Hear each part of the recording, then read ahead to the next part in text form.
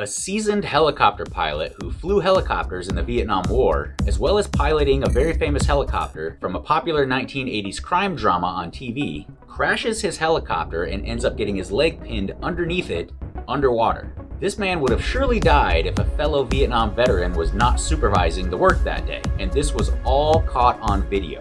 If you enjoy stories about heroes and what they did in real life to make them heroes, go ahead and hit all the buttons, make sure you're subscribed and you've got on your notifications so you don't miss any future uploads. And now for today's hero. On the morning of May 13th of 1988, which was also a Friday the 13th, which is one of those days that's believed by many to be an unlucky day, a Hawaiian electric company had a crew working in a very remote pineapple farm, putting up utility poles that were going through this pineapple farm. The supervisor of this crew was a man named Warren Amaral, whose nickname was Tiny. Tiny stood at 5 feet 8 inches tall, but he weighed over 300 pounds. So obviously he was not tiny, but he understood this nickname that he had had most of his life, and he was never offended that he had this nickname. Another member of the crew that day was a man named Steve Cucks. Both Tiny and Steve served in the military during the Vietnam War. Tiny served in the Navy, and he was the captain of a river patrol boat in Vietnam. And while Tiny was patrolling the water in his riverboat, Steve was patrolling the skies as a helicopter pilot. Steve Cucks was such a good pilot that he was the guy who flew the famous helicopter on the 80s crime drama Magnum P.I. starring Tom Selleck. And even though Tiny and Steve served in the Vietnam War, they served there at the same time, they didn't know each other when they were there. But later in life, when they did meet and they discovered this about each other, they developed this rock-solid bond as military brothers tend to do. And they would have conversations about things like they were lucky enough to make it home, but a lot of their friends unfortunately did not.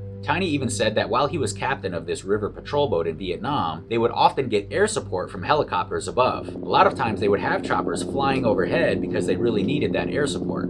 Tiny said that they were often caught in these dire situations where they needed the air support, and the air support did come in and saved their butts. So Tiny and Steve ended up having a very strong brotherhood with each other. So back to the morning of May 13th of 1988, Tiny and his crew were working on this project in this remote pineapple farm, putting up some utility poles that were going through this pineapple farm on Oahu. That same day, a woman named Victoria Keith was a videographer, and she was there doing some filming that day for the electric company to make an instructional video. The Hawaiian Electric Company leased one of these famous Magnum P.I. helicopters, and Steve, who was the pilot on Magnum P.I., was doing the flying on this day as well. He was obviously very familiar with this helicopter, having flown it for the show, and he was very comfortable doing it. Being the pilot for this job, Steve would do things like moving workers, flying them from point A to point B. He was transporting machines to their work sites, and he was also carrying some of these utility poles and taking them to the spots where they were going to be put up. And so Victoria was there behind the camera filming a lot of the flying that Steve was doing and even commenting how great of a pilot he was. So on this morning around 10 a.m., Steve had already done 3 successful round trips taking things to the job sites. And on the 4th trip, Steve, he's the only one on the chopper. The other workers were on the ground and they were hiking their way into the work site. And Steve starts noticing that something is going wrong with this chopper. Victoria was there on the ground still filming, and she could see that this helicopter was kind of flying in these big circles, just kind of not flying normally anymore, just a little bit of erratic flying. She also said that she could hear this helicopter starting to make this sputtering sound from the ground. So Steve, he radios down to Tiny, who's on the ground, his friend and also his supervisor, that he believes he's having some electrical problems with this helicopter. For a few moments at least, Steve seems to regain control over this helicopter, but Tiny radios back to Steve to get on the ground to land that helicopter. So Steve, he listens to Tiny and he starts doing what Tiny told him to do. He appears to have control of this chopper and he starts to descend slowly. And as he's descending towards the ground, he's getting closer and closer to the ground, and it appears like he's about to have a safe emergency landing. But just when it appears that everything is going to plan, everything is going smoothly and calmly, at 10:10 in the morning, when he's almost to the ground, he's just a few feet from the ground, all of a sudden, before the helicopter touches the ground, it tips on its side, and right when it rolls on its side, it starts to spin and fly around violently. The people who are on the ground and close to the helicopter and see what's going on, they quickly jump behind a truck to take cover. And while they're behind the truck, they can hear the sound of the helicopter crashing. Tiny describes it as this big, loud thump.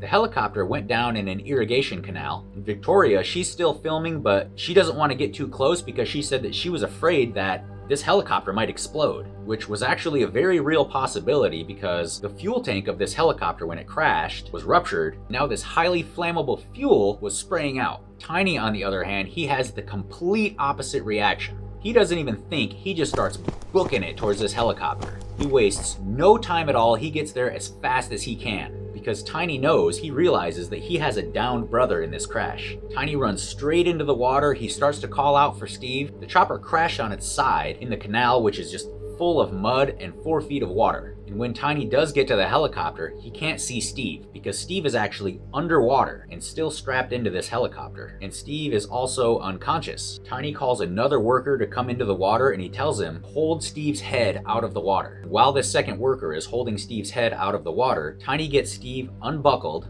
and tries to pull him out of the broken windshield in the front of the helicopter, but quickly realizes he can't do it because one of Steve's legs is pinned underneath this helicopter that weighs almost 2,000 pounds. And when Tiny was unbuckling Steve, he also noticed that Steve's left arm is also almost completely severed, thinking that his arm must have gotten cut from the roof when it hit the bank. So one good thing about being unconscious here is that Steve at least was not feeling any pain. Tiny then calls a third worker to come into the water and help as well. So the one guy, he still has Steve's head and he's holding it out of the water, and the other guy that Tiny calls into the water, Tiny tells him, okay, I'm gonna lift this helicopter, and when I do, you pull his leg out from underneath it. And miraculously, that's exactly what happens. In the video, you can hear Tiny just grunting and straining and just giving it all he's got to lift this helicopter. And you can also hear Tiny repeating, come on, Steve, come on, Steve. So obviously having this huge rush of adrenaline at this moment, Tiny lifts this helicopter with Steve still in it and with all this water that's now in it too. And when he lifts, he yells to this worker, get his leg out, get his leg out. And still with the helicopter lifted a bit, Tiny then yells and asks, did you get it? The worker then yells back, yeah, I got it. And once they're sure that Steve is free, Tiny sets the helicopter back down. So Steve is now free from the helicopter, but he is still unconscious. So as quickly as they can, they get him out of the canal and get him on solid ground. And even though Steve's unconscious, luckily he's breathing. And Tiny, as quick as he can, he gets some ice, he takes off his shirt, and then he packs Steve's nearly severed arm in this shirt with ice. They cover Steve with towels that they had in their trucks to try to keep him from going into shock, trying to keep his body warm. So keep in mind, they're still in this remote location, so when paramedics come, they do soon come, they come in from the air. And when they get there, Steve, he does regain consciousness, and then he's flown to the hospital in this Army medevac helicopter. And Tiny, all he can do is watch, and he gets really emotional when he's watching this happen. Steve's life was undoubtedly saved by Tiny that day. And at the hospital, the doctors were actually able to save Steve's arm as well. Victoria, the one who was behind the camera doing all the filming, she said that when Tiny told the other worker the plan, that he was gonna lift this helicopter so the other worker could pull out Steve's leg, she said that Tiny didn't even seem to think for a second that he wasn't gonna be able to do this. It was just very matter of fact. Steve has his leg pinned, the helicopter's on top of it, so I gotta lift this helicopter. Tiny said that when he ran to Steve and got into the water, it was like a Vietnam flashback. When he was serving in Vietnam, he would often see choppers go down in the river, and when they did, he would go to their rescue. Tiny said that in a situation like that, you gotta react quickly, because if you don't,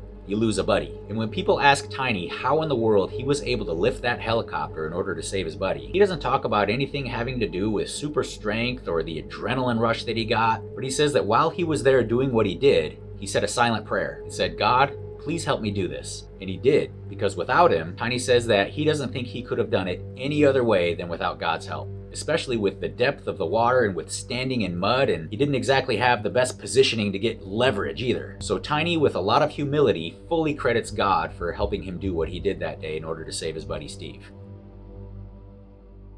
So that's today's hero. I hope you enjoyed the story about Tiny and Steve. And thank you so much for watching all the way to the end. I really do appreciate it. And remember to make sure that you're subscribed and you've got on your notifications so you don't miss any future heroes. Thank you again, and I'll see you next time.